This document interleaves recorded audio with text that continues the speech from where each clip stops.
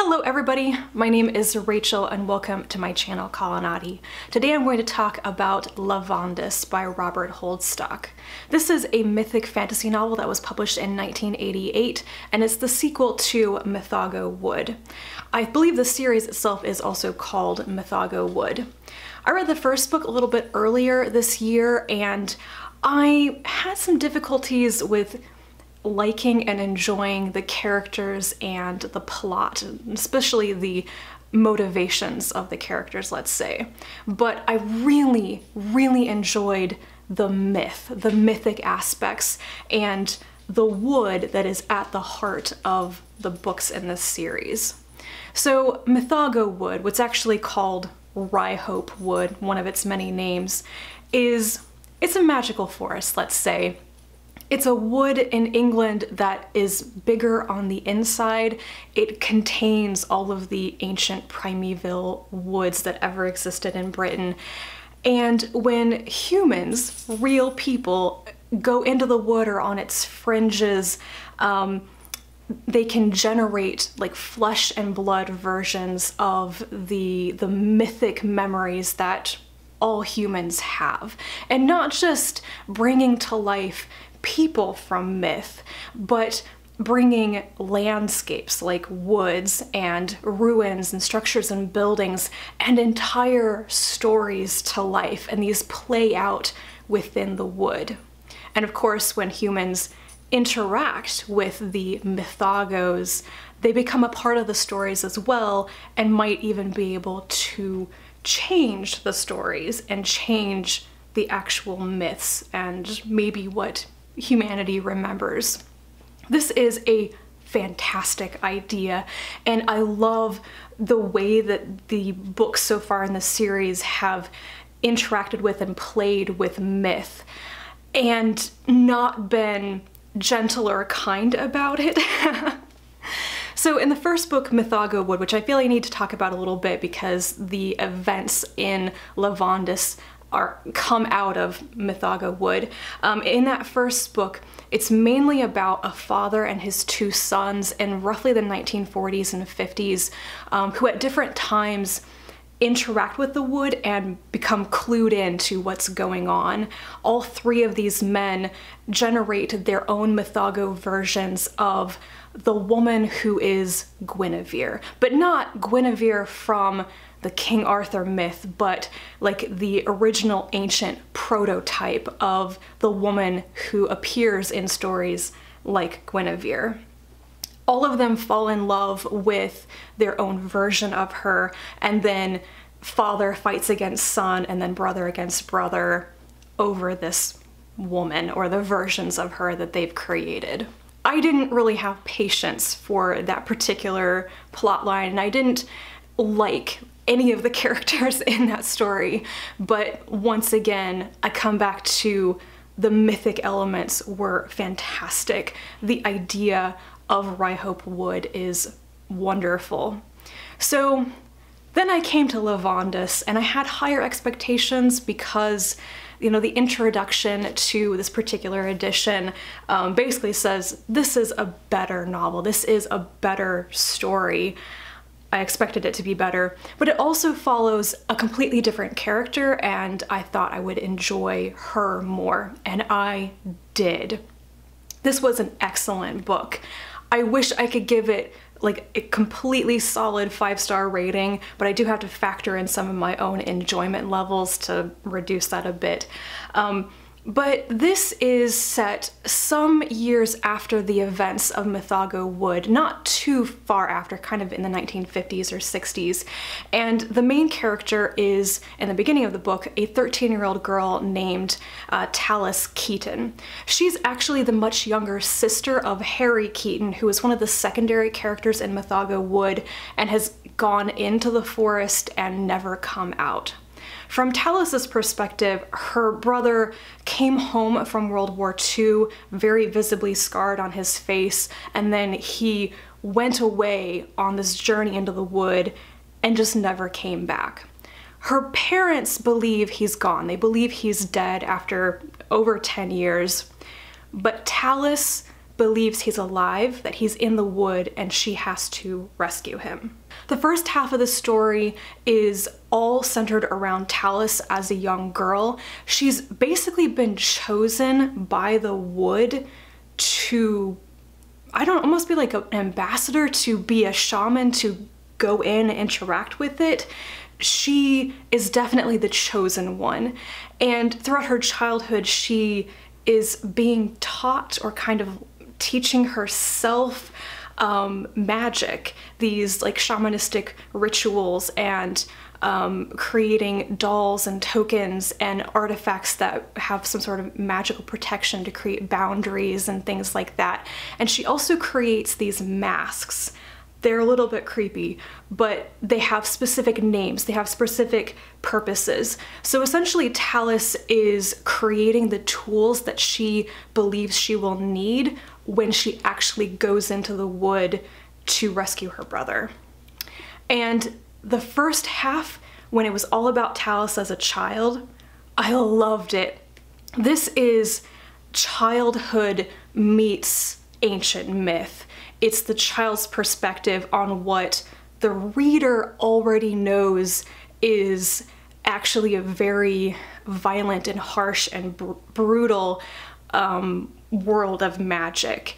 And that lends this very unsettling feeling to the first half of the book, when most of what Tallis is doing could very easily be explained as just very elaborate childhood play. In fact, the adults in her life would prefer to think of it as just games rather than reality, because if what they're, if what her parents are hearing from her is true, that's incredibly disturbing to hear from a child. But I just loved that combination of childhood and the child's perspective on what is going on with this forest, rather than the adult perspective in the first book, which was very much, oh, beautiful Neolithic woman, let me sleep with you, that sort of thing. This is completely different from that, and a very different motivation of a young girl loving her brother and wanting to bring him back to her family, to her kind of broken family. The second half of the book is when things get much more complicated, and where I'm not sure I could really fully enjoy some of the content. This is when Tallis goes into the wood. And because of the way that time works, there's a very extreme time dilation as you go further and further into the forest. So people in the forest age much more rapidly, more time passes for them than outside of the wood.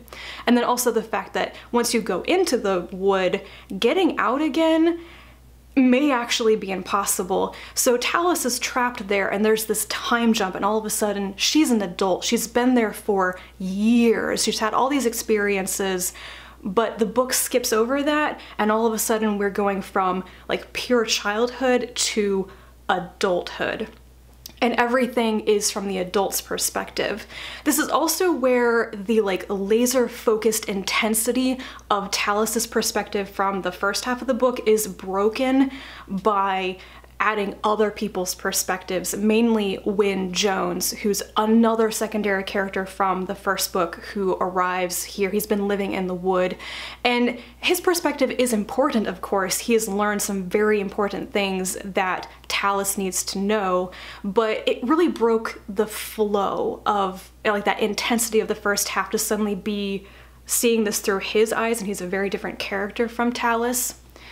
And also, it's just more violent and graphic, and filthy might be the right word. Not filthy as in this is just disgusting to read, but filthy as in the modern world is very sanitized.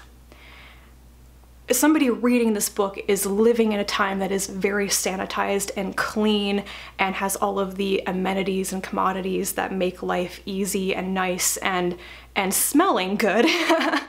And this is going back to like really ancient myth and the peoples of those times.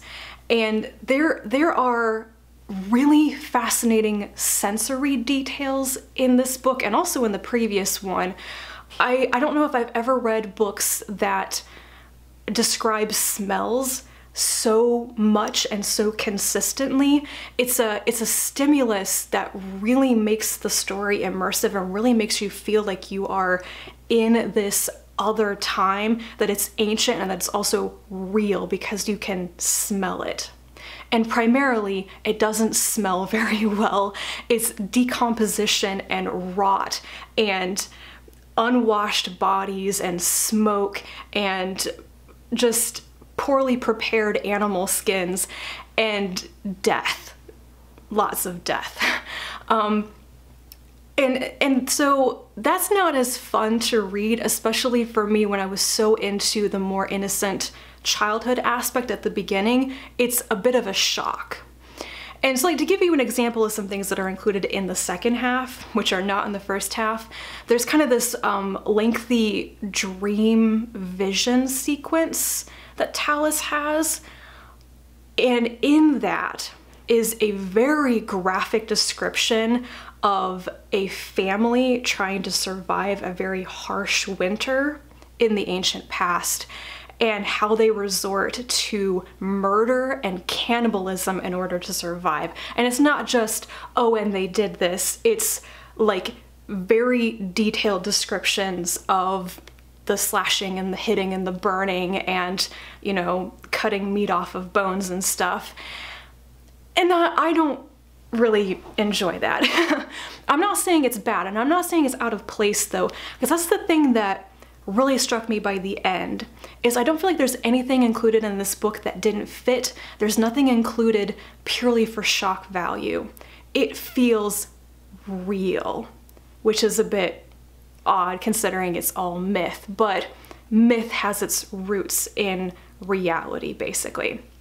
So overall, this whole story was wonderful. It was so well told, and it's such a superior book, in my opinion, to Mythago Wood. Maybe a lot of that comes down to my personal preferences, what I want from characters and their motivations and particular story types. Obviously, those things just worked better for me in Lavondyss than in Mythago Wood, but this just feels like the epitome. This is the story to tell in this world.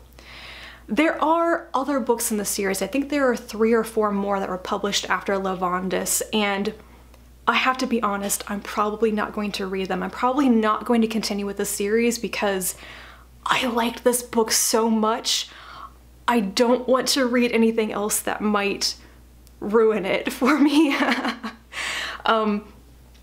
I've read some of the descriptions of the next books, and they seem to revisit events of the first 2 books from other people's perspectives, or to go back to Christian and Stephen from the first book, and I didn't like them. So I'm going to leave this world here in Lavondyss, because if I want more, I'm going to reread this book and use my time to reread this book rather than read some of the other ones.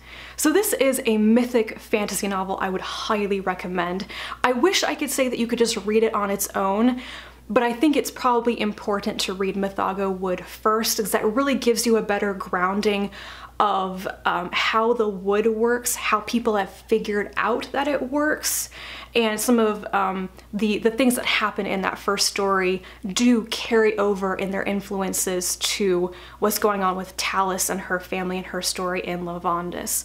So read the first book so that you can read Lavondyss. It'll probably be worth your time. So those are my thoughts on Lavondyss by Robert Holdstock. If you've read this book, or maybe the entire series, I would love to know what you think about them and just what it's doing with myth. So thank you very much for watching. I'll be back to talk to you again soon, and until then, bye.